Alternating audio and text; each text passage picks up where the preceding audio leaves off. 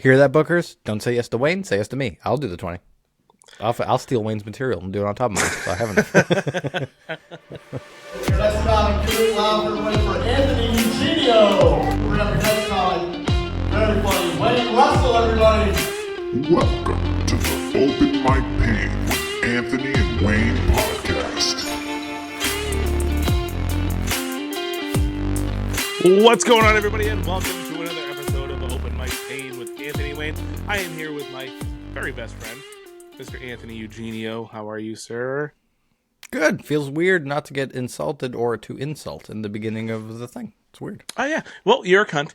And today we're going to talk about... There we're going to do a mic talk today. We're going to talk about where we've been since our last mic talk. We've had some things happen. We've done some shows for Delusional Comedy Productions, and we're going to work our way up to there. How that came about, what we did in between, and then the end result. So here I go coughing. It's been the fucking that's my life here at the house right now with a son in daycare. Every week is something that's causing me to excrete some sort of mucus from an orifice out of my body. No, if you're thinking about having kids, folks, turn it off because don't do it. That's disgusting. Don't do it. It's not worth it. Yes, this is a very big episode for us, Wayne, because we're talking about the first paid gigs we've ever gotten. And I think when you are talking about your comedy career, something like that, that's a milestone that you think about. Not that you think about the money, but you think about like somebody is paying me to tell a joke. Yeah, pretty cool. 100%.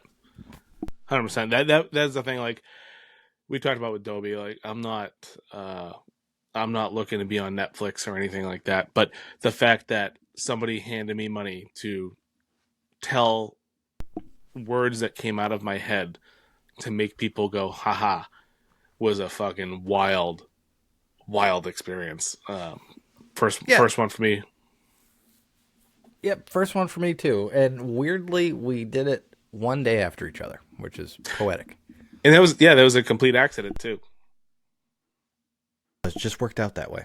But so when you do comedy, if you haven't done it and you're listening, like 2 times into doing it, the thing you think about is, man, I want to stop doing an open mic and I want to start doing a real show. You're never ready, really, in the long run of things to do your first show. But you still go for it. Like you send your tape out to bookers all the time. You're constantly working at the open mics to get an opportunity like this. And you get told no millions of times. So that's fun. But eventually, somebody will give you a shot. And it happens to everybody at different times. Like, I've seen comics that go out, and you're like, man, that guy started the same time as me and got booked the fucking second month that he was out doing it. And you're like, I suck. And then you see some people that are like Mark Norman, who was doing open mics for like 4 years or something like that before he got booked on anything. And Lloyd came on our podcast and said that he got booked 2 years into doing it, and look how many times he got booked now. So I just think that for us to have it within our first year, which I think was our first year goal, is pretty special. But how did we get there, Wayne? Bring us to the beginning. Yeah, I mean, it's definitely trying to put in the work and going to as many open mics as we could feasibly with the families that we have. And a big part of that is really, put the work in, work on your jokes, distill them down to a tight, or as tight as you can, 5, and make sure you record everything. And you never know when you're going to have that set that's like, this is, worthy of sending out for somebody to see. Yeah, I think this is the first time too I started sending out a 2-minute set, which I thought was a different way to do it. Yeah, you got to imagine a lot of bookers are getting sent so many videos. They're probably not watching a full 5-minute set. They're probably, here's a couple minutes of this guy, a couple minutes of that guy. That guy started off going, sure yeah, exactly. I'm sure they're not watching everything. Like, I've seen people send like a half an hour stuff. I'm like, what are you doing? Nobody's watching that. Just send a couple minutes of your good shit. But anyways, first time I sent that out, so I got or Delusional reached out, shout out to them, and they offered me a date on a show with Casey Crawford. So I borderline shat my pants. That is such a cool, first gig opportunity because Casey Crawford is obviously a legend in our parts, and he's for good reason. He's awesome. And it was just really cool to have, like, it's not validation, is it? But it's like a cousin of validation. The feeling that you get, it's like I know that we're not amazing yet, but we had somebody that didn't just put us on because they knew us. It was more people reached out to us based on merit, and we've been talking about that from the beginning. We want a show on merit. Like we've had like shows that we did that were nice, but never they were always because we knew somebody or we got our way in or something like that. And both of us got on merit this time, so that was really cool. Yeah, yeah, that was a really cool thing. Sending a tape out and then having that person who does not know you send you a message saying, "Hey, are you available on this date?" That was one of the coolest experiences of this whole journey that we've been on. Anthony got yours quite a bit sooner. I mean, you reached out to them way before I did, but you got your opportunity to go on with Casey, and shortly after that happened, I had sent my tape in, and they got back to me a few weeks later with something else that just happened to be the day after Anthony. So fucking weird. We started comedy 3 days apart. We got our first book show on merit 1 day apart. It was cool. There were two different types of shows too. Like yours was a showcase style, and mine was a feature. Yeah. Yep. I got to say, I really enjoyed my interactions with them. Dealing with Mike, I didn't get to meet. I don't even know the other brother's name, but I didn't get to meet the other one. But dealing with them in general was really awesome, and that was a little bit of a fear I had in my head was what's it going to be like to deal with a booker, because we've dealt with, not in a booking sense, but a person who is a booker who gave us a hard time for one reason or another. We won't go back into we won't open up those wounds, but we've had some bad experiences with some bookers, and I got to say this squashed all of those fears. They were awesome to deal with, and it's not even like the cool thing about it too is they put on like a ton of shows all over New England, so everybody else who does that, you have a hard time getting them to respond to you when you send tape out, and I just. Again, we appreciate that they fucking even watch it, but the fact that they gave us a shot and the fact that we proved to ourselves that, like, yeah, see, we can fucking do it. Like, we had a great set. Yeah. All of us, it all did good. But anyways, so we found out, I think, about a month apart that we were doing the set. So I started a month earlier working on, because I had a feature, so it was 10 to 15 minutes. So I started working on my set about a month ago. And I remember, you and Justin helping me out really hard for about a month when we worked on it. And I remember specifically the mics I started on this, trying to get ready for the show, because me and Justin did our set in Portland, which, if you recall our bomb episode, I talked about that because I bombed at one of the Portland. But the earlier, I didn't remember the name of the open mic that did the trivia there. High Fidelity, by the way. So go check that shit out in Portland. High Fidelity. Thursdays. Very great shit. But yeah, so I started working on my 10 minutes there. Rough, and to see the finished product at the end of the show from refining it was really cool. Because, I'm sure it was cool for you too, because you saw the kind of manifestation, like how rough it was in the beginning and how tight it got at the end. And it's not so much that it was rough. It was, you've been working on that 10 minutes in different sections from the beginning. Yeah. So it's not that it was rough. It was rough in how you put it together in the beginning. But you had a really good way of going about it. You did it in sections. You're like, I'm going to go from A to B, B to C, C to D on this night. And this night, I'm going to go D to E, E to F, F to G. and however it was, and then you did it in a like a tapered way, which was really impressive to me. Yeah, I wanted to do it week to week. So basically, the idea was I knew I had 4 weeks left, and I knew I needed to get 15 minutes ready. So my idea was to week one, your first 5 minutes. I went out 3 times the first week and get that first 5 minutes down. And for the most part, I did. I got almost everything ready and that I wanted, except a bit called mistakes. My mistakes bit took me the whole time to finally, like, it was a couple days before that I was like, okay, I think this is how I'm going to do it. And I finally finished it. But besides that part, first week did that. Second week was the really meat of the week. It was like the 5 minutes that was in the center. So I got that down the second week. I think only 2 times went out that week. Third week, obviously, worked on... third week, we got Ginger Cajun, actually, which is a good alley let us go on there, which was 10 minutes. So I got to do the whole 10 minutes that night, which was nice. And that was great practice for what I was going to do. But after that, I started going like, Max Schultz's mics at One Broadway because you got 7 minutes. So I was able to, I did 12 minutes. So I was basically able to, for 2 weeks, work on the 7 minutes that would go after that. So first week was the first 5 minutes, next 2 were those. And then the final week before the show, I went out 3 times and got about, 10, I kind of pushed the sets everywhere I did a little extra and was able to practice it all. And man, when I was at the show, I was really nervous about forgetting my stuff because this is the most amount of time I'd ever been asked to do. And, it's actually a booked show. So I was freaking out a little bit because I had strategically set up the stage where I put a big barrel on it because the wooden barrel had a lip on it where I'd be able to hide my notes if I wanted to have them there. I thought that was a really good benefit of having the barrel. And before I went up,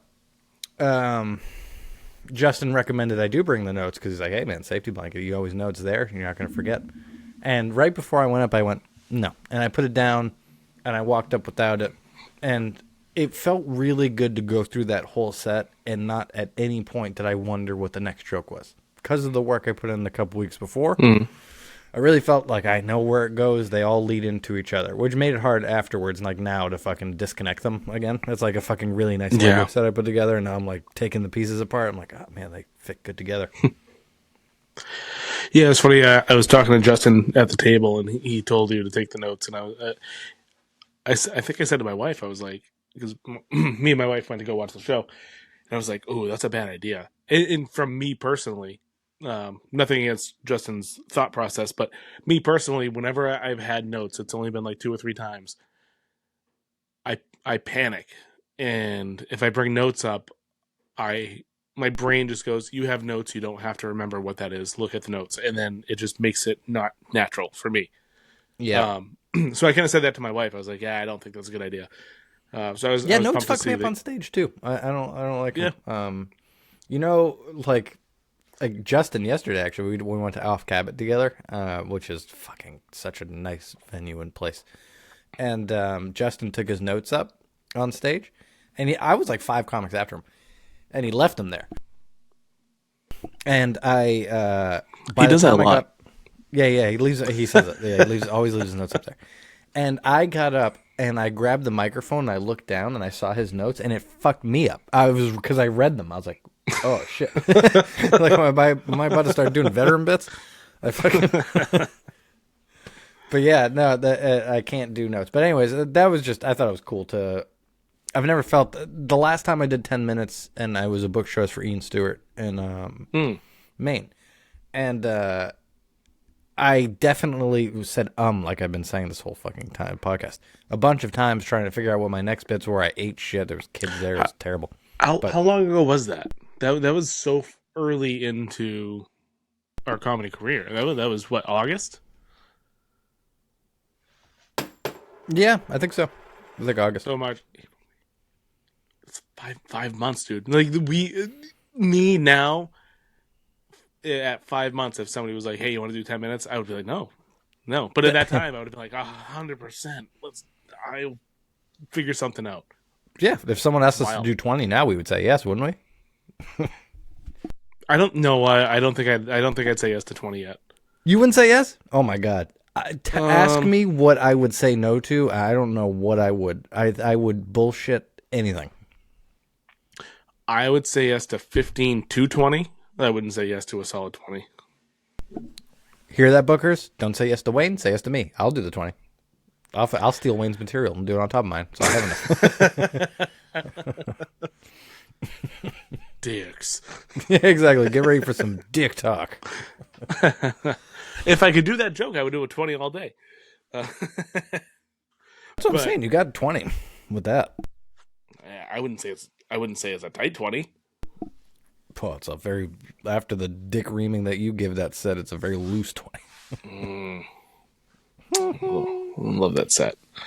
Yeah, I love it too. So, all right, 3 weeks in, basically, or 2 weeks in, let's call it 3 weeks in for drama. You got word that you got a show in Quincy, Massachusetts. Tell us about that. Yeah. They hit me up. They asked me if I could do a show in Quincy at Off the Hook Bar and Grill. Fantastic little spot. I didn't eat. I wanted to eat, but I didn't eat. But food looked great. So that was a nice little show. I really enjoyed it. I get to go on with Jeff Bob. God damn it. He told me how to say it too. Andrew Boyle, Uzair Malik, and I forget the other guy's name. I know it was Greg something. But we went up and we all did pretty well. That was a great time. But going up, it was 10 minutes, and I was told that it was going to be a PG set, which, we've talked a lot about my jokes about dicks and, the Pompeii masturbator and Dick Spencery and Dick Talk and all that. And that's fine. I had a little theme there for a while. I've strayed away from that. But before I actually got asked to do that, I was talking to our good friend Jacques Lambert, and he really urged me to go towards to work on at least a clean set. So I started really working on a clean set, and it worked out because not long after I started doing that, I got the call, and I was ready to go. I had my clean 5 minutes that was decent. And I got to pull in some other jokes that I had that I could make clean. And I spent a few weeks really working on making that as polished as I could. Yeah, this is incredible, by the way. I really think we need to hammer home the coincidence that happened here. So we've been doing comedy for 10 months. Not getting booked. Doing dirty material. And Jacques has an opportunity to put somebody at a show, but it has to be clean. And, he obviously wants to get you on a show, but he knew at the time that he couldn't because he didn't have a clean set. Yeah. So he told you that. And I told him when I talked to him, I was like, that was the best thing that you could have done for him at the time. Because you, like you said, started working on that clean time. It was literally the next day. Yeah, and serendipitously, you were then asked to do a clean set, and you were like, actually, yes, I can. And that was really cool. Yeah. No, it was great. Shout out Jacques for also knowing the fucking future on top of all the other cool things that he does. Yeah, dude. I know Jacques listens to this, and I've mentioned this to him. We need to have our, I don't even know what we'll call it, but our show about Jacques' life. I told him I'll do as many episodes as I need to get through. I don't know how old he is. He's probably like 32. I don't know. But he's got so many interesting stories, and I just want to pull them out of him. I want to talk to him about it. But well, in the meantime, you thank him with, I call it comedy bucks. And Justin gave me a tag the other day, and I told him I now owe you $1 million comedy dollars. So in our world, that's fake currency. That you just gotta tell Jacques you owe Jacques $2 million comedy dollars now. Yeah, no, that was honestly that was some advice that I mean it makes sense, but there's no way he could have known how important that would have been in that time. I know. At that time, cool. It was the most important thing that I could have heard. And, actually, it ended up being the least important part, and you'll tell the people why. Yeah, yeah. So like, I'm not like overly dirty. On for the most part, like I would not take my dirtiest stuff to a book show. I have some stuff that I say just for funsies at open mics. It is what it is. You know, we talked about the Benoit stuff and even Dick Talk. I did it at one show that I wasn't really booked. I was just kind of I offered to do it and I did it, and I probably would never do it again at a book show. Um, but at Off the Hook, it was supposed to be PG, and about 10 minutes before we went on, we were told, yeah, you don't have to be PG, just don't be overly grotesque. So I spent all this time making a PG set, and I had 3 or 4 spots throughout the set where I was like, I don't know about this. And Anthony can tell you, I was a fucking ball of anxiety, as he calls it, Yeah, saying yeah, like, how definitely. am I going to make this? Like, I don't want to piss them off. I don't want to piss off the restaurant. I don't want to piss off Mike. I don't want to, all this stuff. And being told right before you don't have to worry about it, just don't be gross. I was like, oh, thank God. It was like a sweet release. It was, but I remember you did your set pretty much. Like I felt bad for you because they told you right before the show started, and you were bullet, which means you're first, folks. Take the bullet. I had no problem with that. That doesn't bother me. I know it doesn't bother you to go first, but the fact that they changed the like everybody else after you got to think about, oh, now I can throw in some different jokes now that that's not the case to it. Yeah, so I could have done that. My only problem was timing. Like I didn't want to go over the 10 minutes. I would have pulled out a few things and then thrown in a different joke, which was probably I have like a 2 to 2.5 minute joke that I would have thrown in, but I Well, was think like, about if you went third in the lineup or something, you would have had the time to take out your notebook and see if you that would have made sense to you. yeah, probably. But at the same time, I was like, you know what, dude, the people are there eating their scallops, listening. They don't want to fucking hear me talk about whatever that I could have pulled out. Yeah, the pumping And you know masturbator. what? At the end of the day, that was such a great learning experience for me. Going, okay, I can do this. I know I can do this, and Mhm. putting that material together, having I thought it was a really good set. Mhm. I think Delusional thought it was a really good set as well. We talked after, and it sounded like they enjoyed it. So I think all in all, it was a good experience all around. Yeah. Is the only way I can say it. Yeah, it was great. And so, not to keep going in between timelines, but back on my show, we didn't talk about the show. I was just going to bring that up. Yeah. So, you were a spectator for the show. I was hashtag just a fan, as Lloyd Sharp says. Yeah, hey, I was hashtag blessed Lloyd Legacy Tour dates 2027. Also at your show. So I was there doing that as well. So I would like to hear you explain, though, a little bit about your perspective of my show, because I think it's better to hear from the people who saw the show. Yeah, so this was really cool for me because this was the first time that my comedy life has intertwined with my life with my wife. So my wife went with me to go see you. She's never seen me live, but she's seen Anthony live at this point. So it was a date night for us. It was a show. It was not. I mean, I was obviously there to see you.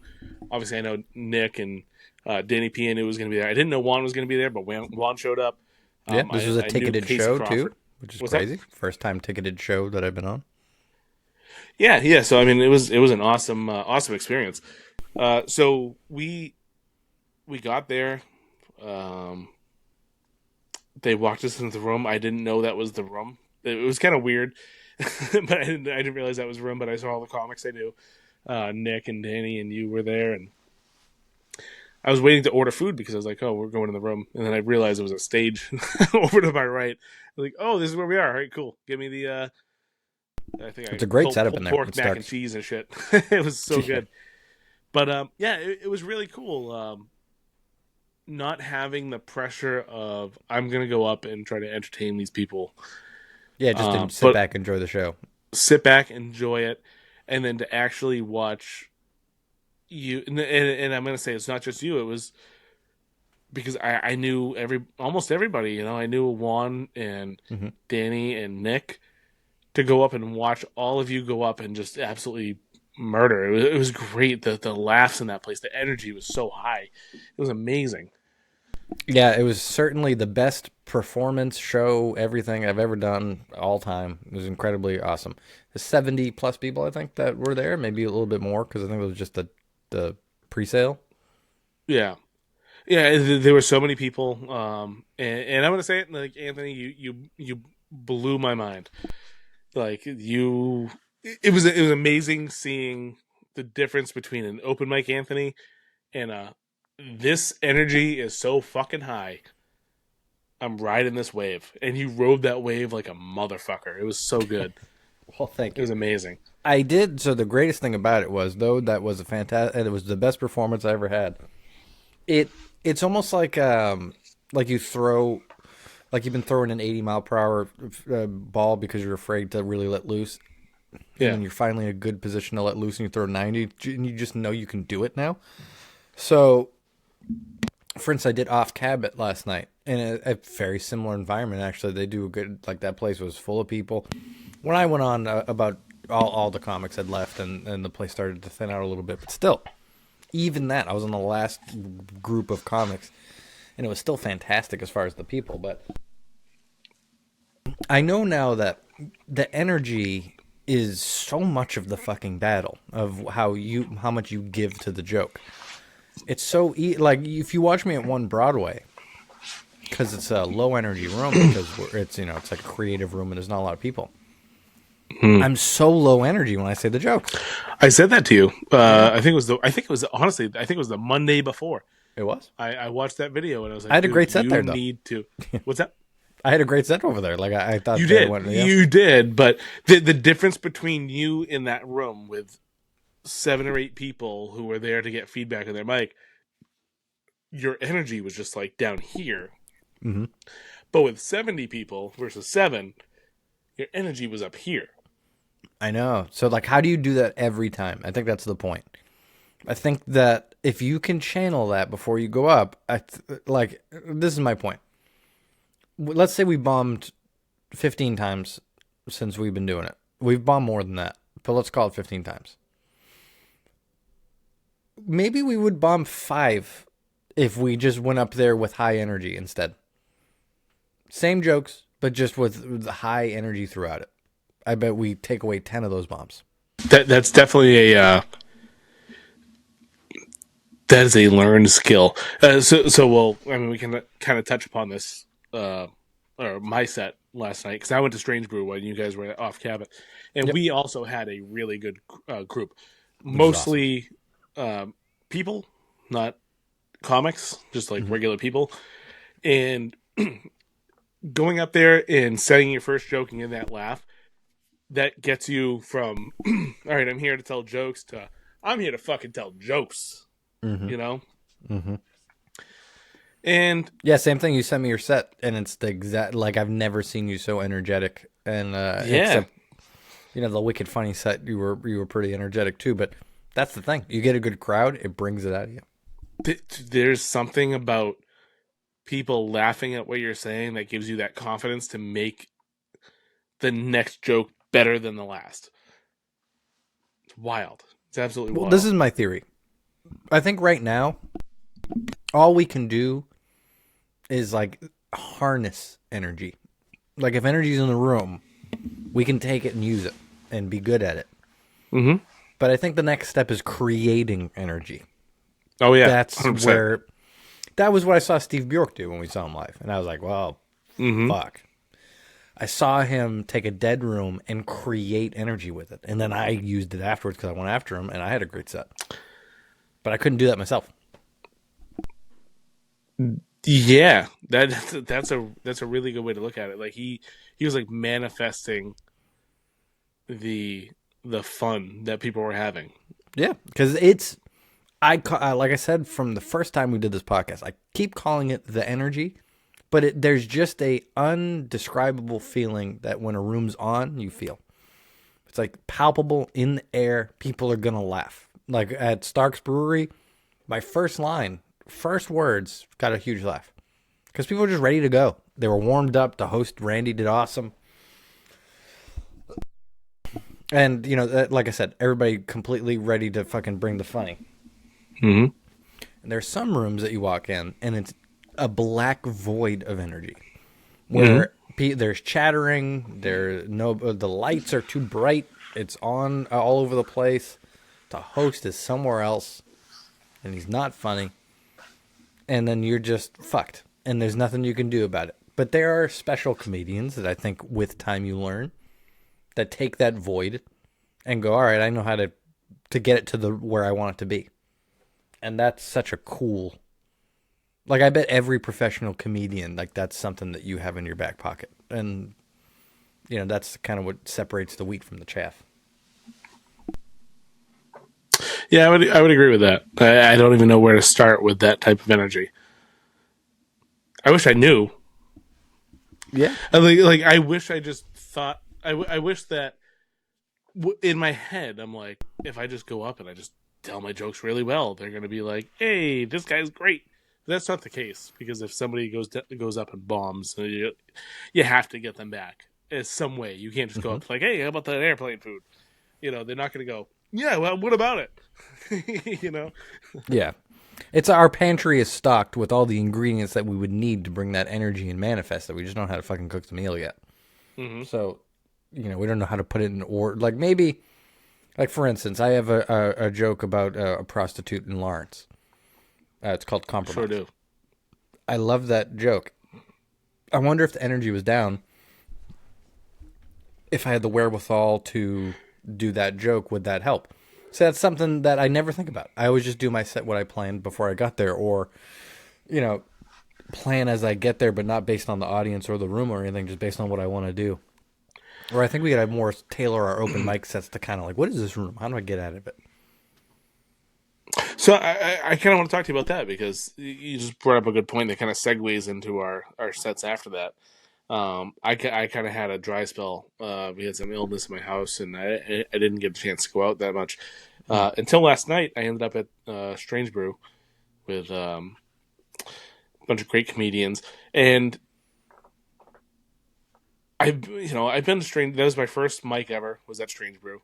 Mm-hmm. And every time I've been there since, it's been mostly comics. But last night, I swear to God, there was more. There were more regular people than there were comics, and I went there with the idea: I have this new joke about my son having worms. I'm going to do it. I'm going to see how it feels. I'm going to work on it. Blah blah blah. But all these actual fucking humans, these people that were breathing and thinking, were there, and I saw all these comics go up and absolutely kill. And I was like, man, I can't bring this energy down by trying something brand new. I'm going to work on stuff that I know is working, but I kind of want to see if I change my inflection here, or add this line here, do this there, how it's going to go. And on the fly, I made that decision. I forgot everything that I had practiced, and I went, I'm just going to do this. And in the moment, I just did 5 minutes of whatever I want to do in the moment. Yeah, stuff you were comfortable with for the most part. To a point. I mean, there was some new stuff. I did a new joke at the end. There were some new lines. There were new inflections. A joke that I haven't done since I almost was on that stage for the very first time. I forget where I was going with that, but it was wild. Making that change in the moment. You know what I mean? Like, it's always fun to do that. Yeah. Like, there's something I couldn't imagine doing the first time I was at Strange Brew, where I had spent all day practicing that 5 minutes. For me to go there and go, oh, I think I'm going to change the way I say this, was like, no, you fucking asshole, just do what you thought. And I changed my set completely.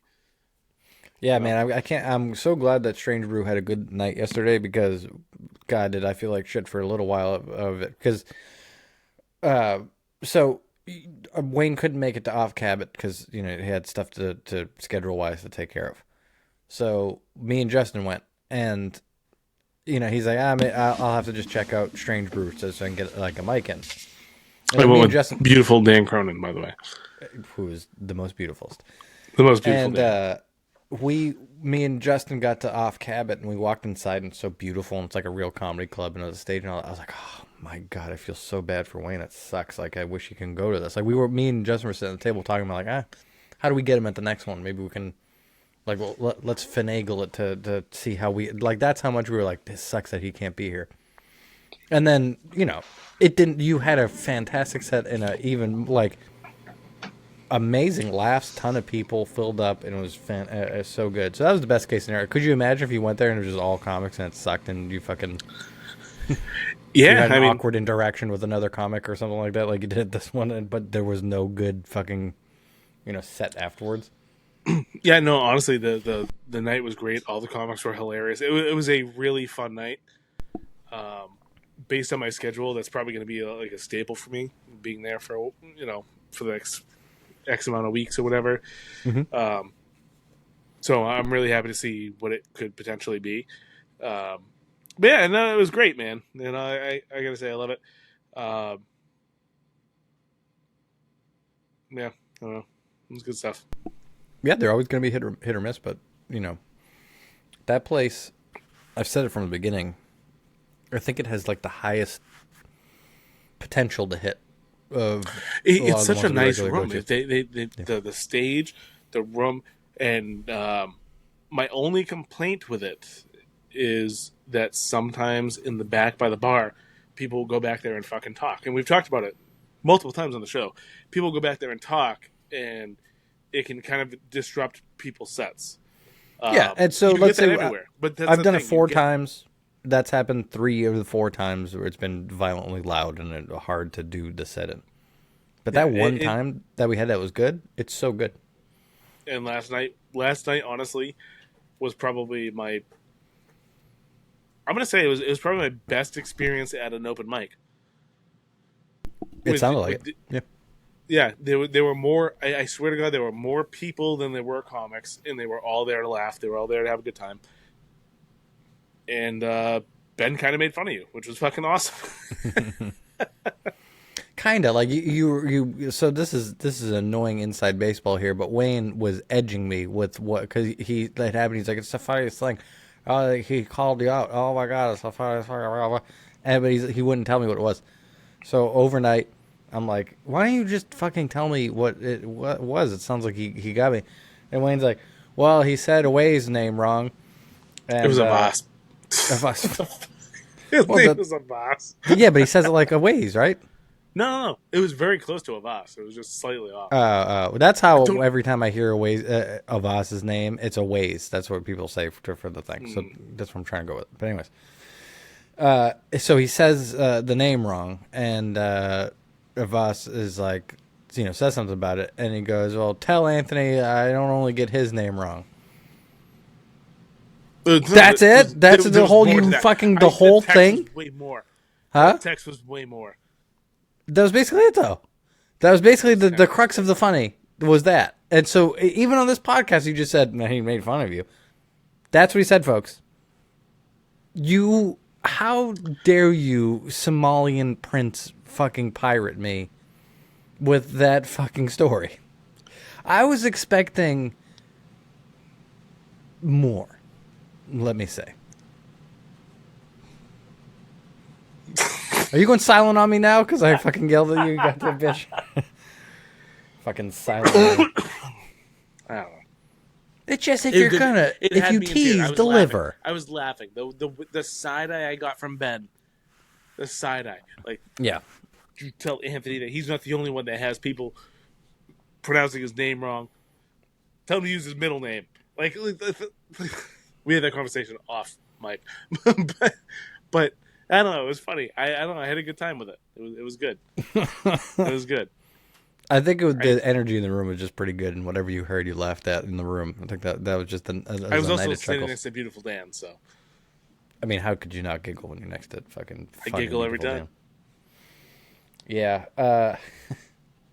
Well, I'm glad Ben did, because you could have in the past maybe misconstrued my tone for me being pissed at him, but I'm not. I actually like. First of all, he says my name right every time. But I like him. He's a good host and all that, and it's one of the longest standing, greatest mics around. So I'll be back there for sure. Yeah, it is absolutely. We gotta It's get like Ben a on mic. here one day. I would love to hear you guys complain to each other about how to say your name and all that shit. That'd be great. It's just like a. It's just such a fucking you hairy white piece of shit people way of being in America, where you guys are like, your last name, change it. I don't want to say it. Like, I can just ask you how, or you could completely change your name for me so that it's easier for me. That was literally your guys' car, and you were like, I gave him the same recommendation. He should use his middle name. That's how fucking much of We're a both piece white. of shit that both of you are. Is that he went, oh yeah, his name. I mean, it's not. I mean, once you know, it's really easy to say it's Eugenio, and it's not that bad. But it's a little confusing if you've never heard it before. So two options. You can either go up to him because he's there, right there, and you can ask him, or you could over the fucking 16 hours you guys have been in the same room together, hear it and register it, or he can change his name. It was awesome. So Fuck after, you. after Ben said all that stuff, I gotta go to the bathroom, and I walk back and I see Ben sitting there. I was like, so thanks for listening. And he's like, yeah. It's like, he has that problem all the time where people don't say his name right. And he goes, yeah, I mean, why doesn't he just like use his middle name or something? I was like, I fucking tell him that all the time. We had such a white connection at that point. It was like Vegeta and Goku, like the energy and just like that white blast, like Yeah, you guys were passing around my ownership papers back and forth to each other, scribbling my name out and writing what you wanted in there, you fucking dickhead. Yeah, again, that is just the best mentality of all time to think about. But hey, yeah, he says it right too, which is so annoying. That's the funniest part about all this. He's never fucked it up. He's always said it right. But I mean, between me and him, we have all of the most white names ever. yeah, you do. But Wayne, Ben, Davis, Russell. He had a monkey. He had a monkey, which I don't know. I don't know what this is. A monkey in his Facebook profile for a while. I don't know. That's some subcontextual shit. Could be with the cis white fucking white devil name that you guys have. Yeah, I gotta say this. I think that all I need, because I never get really mad when people say my name wrong. The only thing I get mad about is I don't have a good like Mona Forgione. How do you say her name? Forgione, and I say it like that because she has a joke when someone says her name wrong. She has a joke about how to say her name, and it's great. So yeah, and I've heard her name be said wrong. Think about it. Her name, that's a tough one, and I am 90% sure I'm saying it right. So, and that's because of her joke in the beginning that she does that is funny, leads into other stuff. And every time someone says her name wrong, I've heard her do that joke, and it works.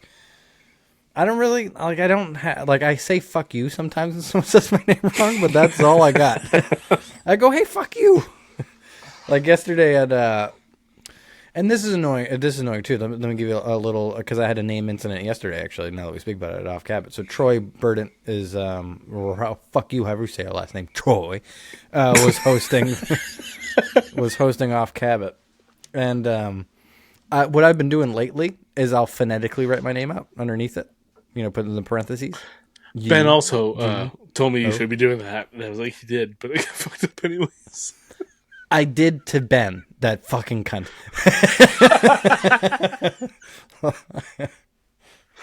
I can't wait to have Ben on here. God damn it. Jesus Christ. Goddamn depressed fucking Jesus. All right, so... Oh my God. I phonetically write my name out for the Laugh Boston card. And I've done it twice, And both times, the host is like, this fucking stupid dickhead phonetically wrote out his name. That's basically how they say it. Like, and I'm like, all right, I'm just trying to fucking... But yeah, that's basically what Troy said. He laughed at me. And then he said it fucking wrong. And so he went, he looked at me and went, Eugenio, right? And I went, yeah, I mean, say it like a normal person. You don't have to, like, I don't want to scramble your brains by writing it phonetically. Oh, I got it. And then he was like, all right, Anthony Eugenio. And I was like, fuck. So I walked on stage. I was like, and he still fucked it up. And that was like Danny at Tempo. Like 3 times you fucked up every single time. Yeah, that worked because I laid into Danny. The funniest shit I've ever seen at open mics is you berating a host because of the city name, and not because they said it wrong, but because they said it wrong multiple times. Everybody gets a pass. But when I'm like, Danny, 3 shots, bro. 3 fucking air balls, dude. And he did the same thing the second time we went there. The same thing the second time. Yeah, that so sucks. Because it's just like fucking... It's like dude, I gotta say, and I'm gonna play devil's advocate here. I was a DJ for well over a decade, and I did a lot of weddings. I had to pronounce a lot of names, and I'm pretty sure I've probably fucked up many names because there are some fucked up names, dude. Like there's some names that are not American. They're not Hua. No, but they're names that like you're not used to saying, and this. Well, I'm also ignorant. That's my problem. The difference is when I was DJing a wedding, I was getting paid anywhere from $1,500 to $2,000 to say a name properly. I don't think Ben's getting paid $1,500 to say your name properly. So if I was Ben, I wouldn't give a fuck. So yeah, that's the ignorance part go of home it. and go to sleep and shut the fuck up, Anthony. Yeah, exactly. And Ben, if you're getting that much money, yeah, I'm glad it's tied to finances. You fucking sell out white piece of shit. But that's my ignorant point. I've only been in the game for whatever 10 months. So to me, like when I hosted, I talked to everybody. I asked them if they wanted me to say anything about them. I asked if they had a different last name, how to say it. Avas was there. 5 of them. There was 8. How many comics were there? I mean, I know there's 7 before you go up. But I'm busting your balls. You did a fantastic job, but yeah. Yeah. I'm fuck you. Devil's advocate. But yeah, you did a fantastic job. Yes. So. But there was 8 of them. If there's fucking 20, you're going to have to see them and shake their hand on the stage. Why not go fist and bumps, say hello? Bro. Yeah, fist bump. Whatever you're going to do. That didn't matter. That was a stupid thing to say. Dude, Ben gave me a fucking sweet intro. I was like awesome. Half chub when I went up there. Like Ben, like called it open mic hell before. I'm glad he called it the right name. If he exited the stage left, or whatever, stage right, whatever, closer to me, dude, he would have felt that chub. That intro he gave me was fucking sweet. Loved it. Nice. I'm glad that when I'm talking about etiquetteness of how to go up to people, you just brought it back to you. Fucking Wayne Kreischer. The whole center of the universe falling on your shoulders. We spend all the interviews being me being straight man and you being fucking out of this world. Yeah. It's my moment. Okay, have your moment. Have your moment. See how long you can riff on a tangent. Clams up like a fucking quahog, this guy. I was waiting for you to cough silently. You fuck. You and your ice water. I'm doing very good at coughing silently. Dude, you are. You're doing good. How is that a roast then? You're like, hey, why don't you go fucking comb your hair, bitch? Oh. Yeah, exactly. Look at you. Jesus, Wayne looks like a God. Russian's penis. That's the toughest. What? I said you look like a Russian's penis. That's exactly what the top of your head looks like. Looks like fucking. I imagine they're hairy, right? Russians are hairy. Dude, yeah, like hair right up to the hole. Yeah, exactly. 100%. Well, we talked about it all. Let's, before we get off, give a shout out again to Delusional for having us on that. Check them out. Go to their shows. They have great headliners, great comics on it. And shout out to Strange Brew. Shout out to Laugh Boston. Fuck Off every Cabot. host. Off Cabot. What'd I say? Off Boston? Laugh Boston. Yeah. Laugh Boston. Well, shout out to them too. Oh, dude. Laugh They're Boston. cool. Laugh Boston too. That was a good time. I don't know. Did we talk about that? I don't know, but we're not going to now. It was No, we're not fun. gonna do it now. It's the Yeah, end, it was fun. Fuck you we'll guys. talk about it next time we go. Yeah, and just remember, say my fucking name right. Bye.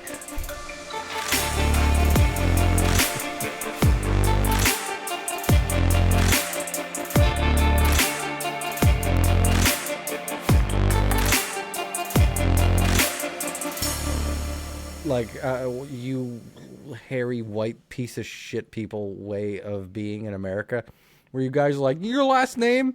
Change it. I don't want to say it. Like, I can just ask you how. Or you could completely change your name for me.